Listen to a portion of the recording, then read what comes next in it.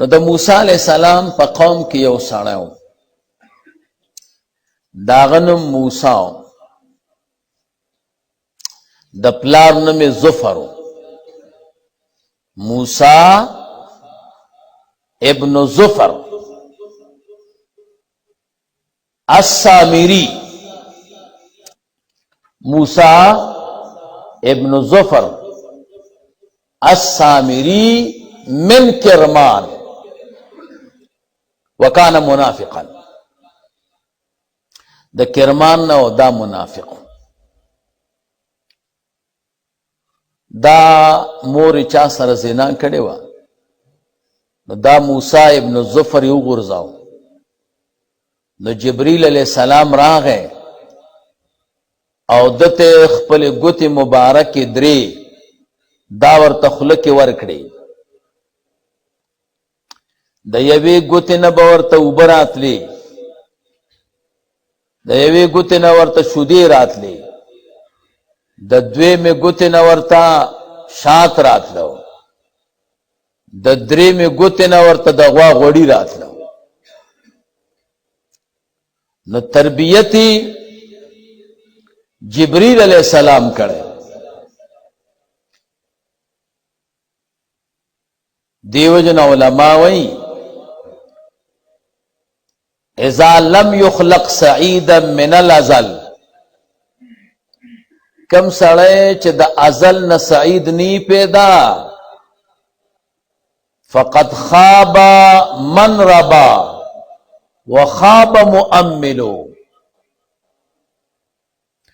اغه سړیم نامراد دی چې چا تربیت وکړو او چا چې د د نیکۍ امید وکنه ام نامراد پاتې شو. فموسی الذی رباه جبریل کافر وموسی الذی رباه فرعون مرسل. اغه موسی چې جبریل علیہ السلام تربیت کړي کافر دی، اگر که مربی اعلی دی. او اغه موسی چې فرعون تربیت کړي هغه نبی دی، پیغمبر دی. اذا كان اتباع سوء فلا ادب يفيد ولا اديب غزيت بدرها وغدرت فيها فمن انباك ان اباك ذيبو. پیږي کنه پیږي. نو دا موسی سامری دیتا وای، دا منافقو. د سره یو پروګرام کله چې موسی علیہ السلام او بنی اسرائیل په دې دریاب راوړېدل کنه، نو د جبریل علیہ السلام پیژندو، لکه جبریل علیہ السلام د تربیت کړو کنه. او جبریل علیہ السلام چې په کم اسورو کنه، نو هغه ته به فرس الحیات وي. هغه به چې په کم ځای باندې قدم کې خو بشین کېدو، نو داغې د پښو خاورې راغونډې کړې. او بن اسرائیل چې د فرعونیانو نه راوته کنه، نو د دوی بیبیانو د فرعونیانو د ښځو نه سره زر او کالي راغونډ کړي. وی زمونږ کره ودونه دي او دا بیا درکو، نو هغه هم ترې وتښتول. نو چې موسی علیہ السلام کوه تور ته لاړ کنه، نو دی سامری پالفلام د دې قمقلانو ته وی هغه سره زر راکړي.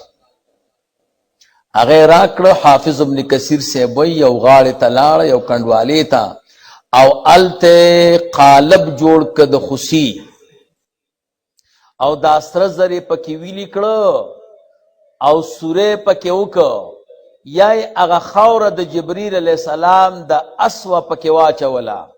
نو هغې باندې ویښته او غوښه راغله، غاښ به یې د خوسي کو، یې پکې سورې وکړه، شپېلې پکې ولګو، هوا به پکې لګېدله، غاښ د خوسي به راوتو. دا کار یې ولې وکړه؟ خوسۍ ځکه جوړ کړه چې دوی د بحر قلزم نه راوړېده، نو په یو قوم راغله، وروستو قصه روانه ده.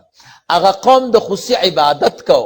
نو بني اسرائیلو موسی علیہ السلام ته ووی چې داسې خدای موږ تم جوړ کړه لکه دوی چې خدای لري. ورته وی وزن اورو خدای پاک در باندې دومره احسان کو دا خبرې کوي. نو دوی ته عبادت مزه ورکړې وه. نو سامری د دې موقع نه فایده واغسته، دوی ته هم خوسی جوړ کا وی هذا الهکم و اله موسی، استاسو خدای او د موسی علیه السلام خدای دا دی. خو بس خدای دی خوا راغی او دی جبل طور ته لاړه، نو لاره کې غلط شو. موسی علیه السلام لاړه او 10 ورځې وعده ورسره کړې وه، 10 ورځې شپه ورځ روژه وه. 10مه ورځ باندې مسواک استعمال کړ. الله پاک ورته وفرمایل چې ستا د خولې چې کوم بوی و دا ماته د مشکو د عنبرو نه محبوب و، نو دا دې په مسواک لرې که نو 10 ورځې به نوره روژه کې. نو 40 ورځې برابرې شوې. نو الله تعالی موسی علیه السلام ته تورات ورکړ. خو دا د هغه شریعت ښه، زموږ شریعت کې دا دی چې روژه کې مسواک پروا نه کوي. بعض علماوی سار کې پروا نه کوي، مازیګر صحیح قول دا دی مازیګر کې هم نه کوي. چې الله تعالی ته محبوب دی کوم بوی هغه د معدې دی د خولې نه دی. او کم مسواک چې لوندي که نه خوند لري نو د هغې اوبه به نه تېری، هغې سره بیا روژه خرابېږي. بس چې موسی علیه السلام واپس راغی او دوی د خوسی عبادت کړه، نو د بني اسرائیلو ډلې قوم 3 ډلې شو. یو داسې ډله و عبادت هم نه کو دوی منې قوم، دویم ساکتینو او دریم عابدین. دا 3 ډلې. نو آمرین اخو بچو د موسی علیه السلام د تره زوی او قارون. قارون چې دی غریب سړی او موسی علیه السلام ته وی دعا راته وکړه الله ما مالداره کړي. وی قارونه غریبې بس ټیک ده، ویلی نه سم مالدار دومره مالدار شي چې 40 اوښانو به د قارون د خزانو کلیګانې وړي. او دلته مولوي صاحب حکم د زکات راغی چې 4 روپۍ به ورکوي. نو موسی علیه السلام قارون ته وی د 100 اوښانو پیږي چې دا بار دی په کلیګانو ستا د خزانو، دا الله غواړي 300 دا 10 تا او دا 10 اوښان، دا 10 اوښان دا هغه وینا. دا خو ما خپله تجربه او عقل استعمال کړی او مالداره شیم. زکات خو یې ورنکه ورانې شروع کړ پیږي. نو یو ډمې ته روپۍ ورکړي.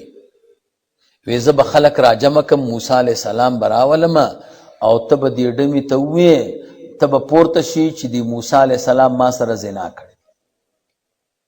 نو خلک راجمع که بني اسرائیل موسی علیه السلام ته راغی. وی بني اسرائیل دی غواړي چې تقریر دی راته وکړي. موسی علیه السلام زبردست تقریر کوم. وی صحیح ده چې ور روان شه که نه، اول ته یې ډمه کېنولې وه، نو هغې ته وی بیان کوه. نو هغې بیان وکړه چې قارون را سره زنا کړې ده. بس موسی علیه السلام پوه شو چې وی تا لکه چې چل جوړ کړی. نو دعا یې وکړه خدای قارون په ځمکه دننه کړي. نو قارون روان شو چې د کعبینو پورې دا ځمکه ورسېده که نه خنګرو پورې. نو بس موسی علیه السلام ته سوال وکړه چې بیا به نه کومه او ما معاف کا. بس هغه ورته غوسه و، ځمکې ته یې نوره مینه نه کړه. بیا ډېرې زارې وکړې زنګنونو پورې، بیا تر نومو پورې، بس دننه لاړ. الله وفرمیل وکلیمه که په ځای د دې چې تا ته یې زارۍ کولې که نه او تا نه معاف کاو، که ستا په ځای ما ته زارۍ کړی وی ما معاف کاو. الله داسې مهربانه دی. ګوره دوی څومره ورانې وکړو. کم چې ژوندي وو د غازیانو درجه یې ورکړه، کم چې مړه شو که نه نو د شهداو درجه یې ورکړه. داسې قصه و زمانه د داود علیه السلام وه او دې ته اهل الایله وی یا ایله ورته وی. دوی مولوي صاحب د دریاب په غاړه اوسېده. څوک چې د دریاب په غاړه اوسېږي نو د هغوی خوراک څه شی؟ مایان. څه شی؟ مایان. ضرور یو ځل امام اعظم ابو حنیفه رحمه الله ته چا ووی چې صاحب ته خو د کوفي او دعوه د اجتهاد کې هغه ورته وی په زندګۍ کې ما میان نه دي خوړلي. څه مې درته ووی په زندګۍ کې ولې مایي یخ دی. ها څه دی؟ کوم شی چې په اوبو کې اوسېږي هغه یخي. دومره یخ دی چې د ګرمۍ تاب نه لري. که ای باندې درو ویستو دغه ای باندې ګرمي مې مړ کوي. موږ تاسو خو چې میان ګرم دي، ګرم نه دي، مساله ګرمه ده. یخ شی حافظه کمزورې کوي او ګرم شی حافظه ښه کوي. وای ما په زندګۍ کې میان نه دي خوړلي دې دپاره چې حافظه مې خرابه نشي. میانو باندې درته بحث کوم رستو خاص صورت مائده کې. نو دوی به میان ښکار کول. څه به کول؟ او هره ورځ من تصید غفله، سوچ ښکار ته سم کارو خو غافل شي کنه. الله عبادت نه کو ټول ورځ به د ښکار پسې ختم. الله تعالی داود علیہ السلام ته فرمایل دی قوم ته وایا چې په دې هفته کې یو ورځ خاص کی زما د عبادت ته پاره دوی خو دې ته کار ویلی دی. خود دا اختیار دوی ته دی چې کومه ورځ د دوی خوښه وي. داود علیہ السلام ورته وی دوی ورته وی چې زمون خو د خالی ورځ خوښه ده. کومه ورځ؟ بس خالی ورځ هم خوښه ده. وی صحیح د خالی ورځ به عبادت کو. ځکه د خالی په ورځ باندې الله تعالی د تخلیق د اسمانونو د ځمکو نه فارغ شوی دی. خو امتحانو چې د خالی ورځ به راغله که نه نو دومره میان به راغله چې اوبه به د اوبو مخ به ترې نه ښکارېد. خو چې د خالی ورځ به لاړه که نه او د دوی د ښکار د یو مهي پته هم نه لګېده. ډېر خفه شو چې دا څه په لانجه واورېدو. نو دا الشیطان چې په الف لام دی دا ورته راغی ویلې مه خفه کېږئ د یو مشر په شکل کې زه به درته مشوره درکم. وی وای وی داسې کار وکئ چې جداول جوړ کئ که نه د دې دریاب نه دې خوا نري نري لختي جوړ کئ او حوضونه او د خالی په ورځ ورته اوبه را خوشي کوئ نو دا میان بم راځي.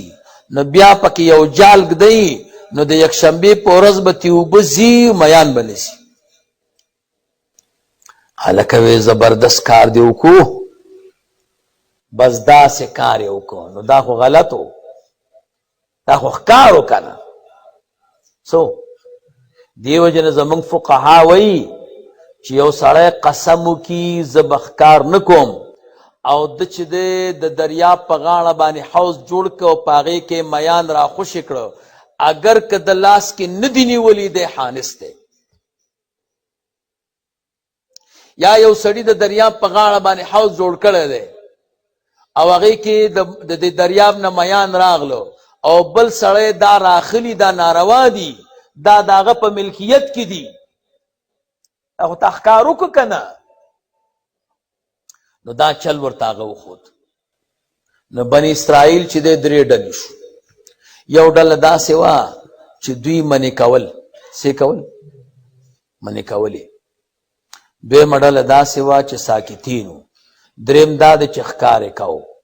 نو چې چا منې کول او ساکتین دا بچ شو او چا چې ښکار کړی که نه نو الله تعالی د ده د ځوانانو نه شادیان جوړ کړه او د بوډاګانو نه یې ورته خنزیران جوړ کړه او 3 ورځې ژوندي وو بیا دا مردار شو. ښه ځکه لأن المسوخ لا نسل له د نیر نشي.